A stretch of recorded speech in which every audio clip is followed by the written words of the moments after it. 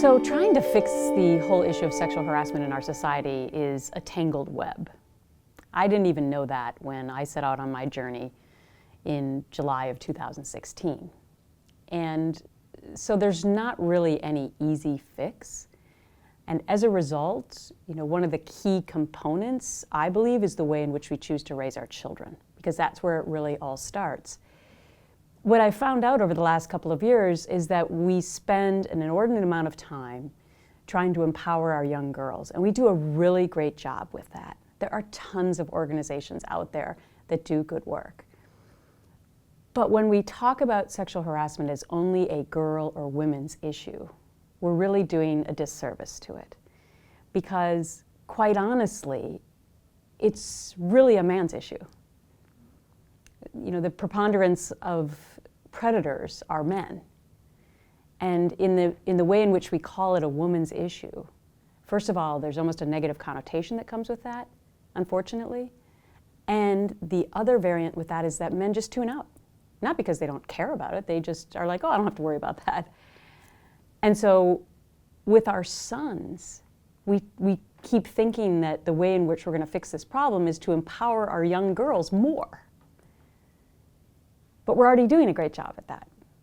So really where we need to be focused is, what are we telling our sons? How are we teaching them to respect young girls who are their colleagues in school growing up, young women who are with them on college campuses, and then young women who are with them eventually in the workforce?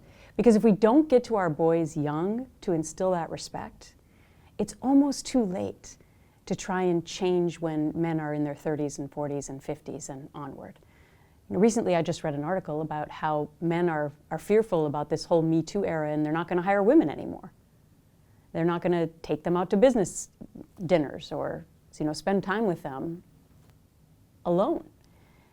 And to me, that's really a cop-out. We should be teaching our young boys that this is how you behave when you're in the company of a woman. And that's when you're at a restaurant, and that's when you're in the workplace. So men know how to treat women.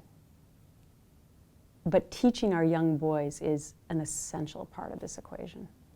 I don't know if during middle school boys have the capability yet to really assess completely that the stats show that 1 in 5 girls will be raped on a college campus, and that they may be actually one of those boys that may end up doing that.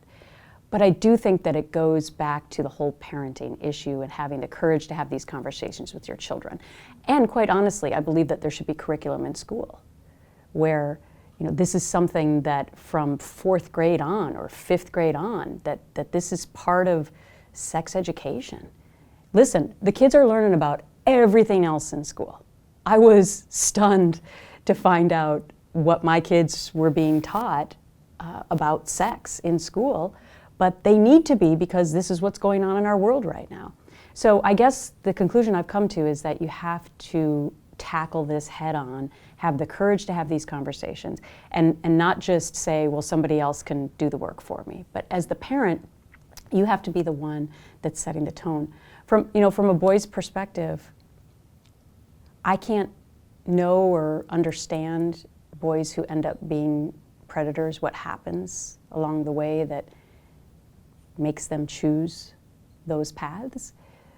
But I have to believe that if more parents had these conversations earlier on and set examples of the way in which they live their own lives, that the world would be a better place.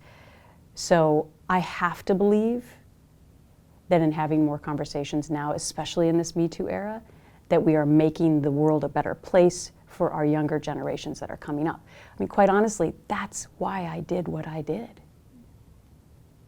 It was for my children and for everyone else's children. Because when my career that I killed myself for after 25 years was going to be taken away, and it wasn't my choice, I said to myself in the mirror one day, if I don't do something about this, if I don't stand up and say something about this, who will?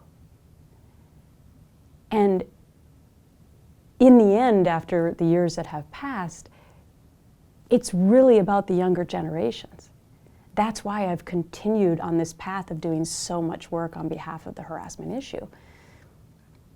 because it truly is about eradicating it for the next generations. You know, I think that we thought we had already fixed that in my generation. And one of the reasons that this Me Too movement has carried on for as long as it has is because I believe the American public was so dismayed and upset at these stories when they started coming out, because they too thought we had fixed this. One of the reasons why the American public has not known about this is because as a society we have chosen to keep the issue of harassment and abuse secret. And that is either through settlements where the women can never tell you whatever happened to them, or in arbitration, which is where the majority of employees are forced into now, which is a secret chamber, if they happen to go and complain about this in their workplace. They don't have the ability to go to an open court system. And so for the last 20-some years, if you had the courage to come forward and complain about harassment, you were oftentimes put into forced arbitration, which meant nobody ever learned about your story. And the worst thing is you never work again, and your predator gets to stay working on the job because nobody knows about it. So this is why I've been so active on Capitol Hill trying to get new legislation passed to make this change. But that's the reason why the American public has not known about these stories.